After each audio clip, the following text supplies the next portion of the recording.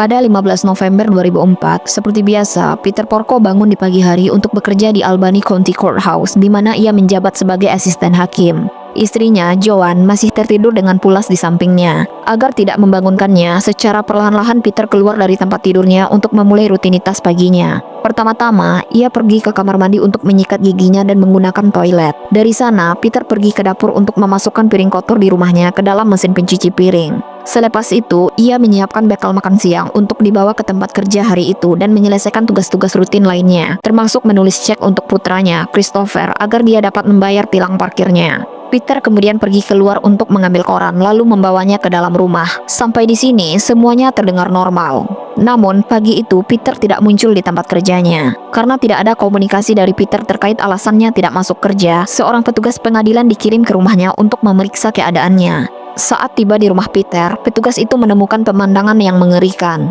Peter telah tergeletak di genangan darahnya sendiri di lorong rumah setelah mengalami cedera kepala yang sangat parah akibat serangan kapak. Di lantai atas, Joan Porco ditemukan masih terbaring di tempat tidur. Dia juga mengalami luka kepala yang parah akibat serangan kapak yang sama, tetapi dia masih hidup. Setelah menemukan pemandangan mengerikan itu, petugas pengadilan tersebut langsung menelpon 911. Penyelidikan atas kasus ini kemudian mengungkapkan fenomena yang luar biasa aneh. Meskipun mengalami luka fatal, Peter secara ajaib tetap menjalani rutinitas paginya seolah-olah itu adalah hari biasa. Peter kemungkinan besar tidak menyadari cedera yang dideritanya setelah serangan itu. Menurut polisi dan para medis, ia dapat melakukannya karena adrenalin yang memungkinkannya tetap menjalankan aktivitas paginya tanpa menyadari betapa serius kondisinya. Meskipun meninggalkan jejak darah dan mengalami cedera kepala yang fatal, ia tetap melakukan tugas-tugas seperti mengambil koran dan menulis cek, yang mana semuanya dilumuri oleh bercak darah dari Peter.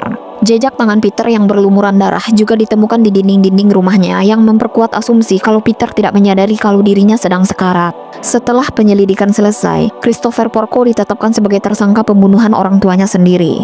Motifnya adalah uang karena asuransi jiwa orang tuanya jumlahnya cukup besar dan Christopher sedang terjerat hutang. Pengadilan akhirnya menghukum Christopher selama 50 tahun penjara. Namun, masih ada twist lainnya di kisah ini. Ibu dari Christopher sekaligus korban serangannya mengubah kesaksiannya dari yang awalnya secara positif mengidentifikasi Christopher sebagai pelaku menjadi mengatakan kalau bukan Christopher pelaku sebenarnya. Tidak bersalahnya Christopher sampai saat ini masih dipercayai ibunya yang berkali-kali menemani anaknya untuk mengajukan banding hukuman.